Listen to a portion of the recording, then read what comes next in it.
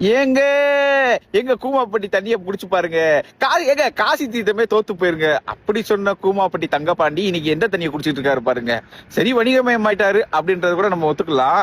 ஆனா கூமாப்பட்டியின் மூலயமா பல லட்சம் பார்வையாளர்களை கடந்த இன்னைக்கு கூமாப்பட்டி தங்கப்பாண்டி இன்னைக்கு என்ன செஞ்சிட்டு இருக்காரு அப்படின்னா, ஒரு நடிகை ஒரு கல்யாணம் ஆயிடுச்சு அப்படின்னு சொல்லி சொல்றாங்க. அதுல உண்மை இருக்கா உண்மை இல்லையா அப்படின்றது கூட தெரியாது. ஆனா இன்னைக்கு கூமாப்பட்டியை மறந்து சினி உலகத்துக்கு போயிட்டாரு. இன்னைக்கு கூமாப்பட்டியில அவர் வாங்க இந்த தண்ணியை பாருங்க குடிச்சு பாருங்க பல பேர் ஆர்வமா கிளம்பி போய் வெறுங்கையோட தான் திரும்பி போனாங்க. ஏன்னா கூமாப்பட்டியில தண்ணியே இல்ல, அரசாங்கமே சொல்லிருச்சு இங்க தண்ணியே இல்லையா, அது சும்மாயா டுபாக்கூரியா அப்படின்னு சொல்லி சொல்லிருச்சு. அதுக்கப்புறம் அந்த ஏரியை தூர் வர்றதுக்கு 2 கோடி ரூபாய் நிதி ஒதுக்குனாங்க, எல்லாம் இந்த கூமாப்பட்டி தங்கப்பாண்டியனால.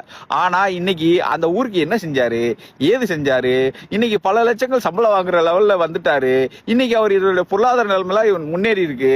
கூமாப்பட்டிக்கு என்ன செஞ்சாரு அப்படின்றது இன்ன வரைக்கும் தெரியல.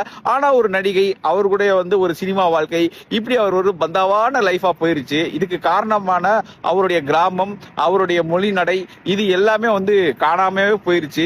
இத பத்தி சொன்னா நம்மள என்ன பண்ணுவாங்க. சரி விடுங்க, கூமாப்பட்டி தங்கப்பாண்டி இனிமேல் நல்லபடியா ஒரு கிராமத்தை பத்தி ஒரு வீடியோ போடணும் அப்படின்றத இதன் மூலமா கேட்டுக்கிறேன். இதனால என்ன மஞ்சள்ளிக்கு பிரயோஜனம் இல்ல. Right, okay. பிஞ்சில பழுத்த சின்ன பசங்களே லைக்க போடுங்கப்பா, நம்ம சேனலை தான் வளர்த்து எடுக்க சப்ஸ்கிரைப் பண்ணுங்கப்பா.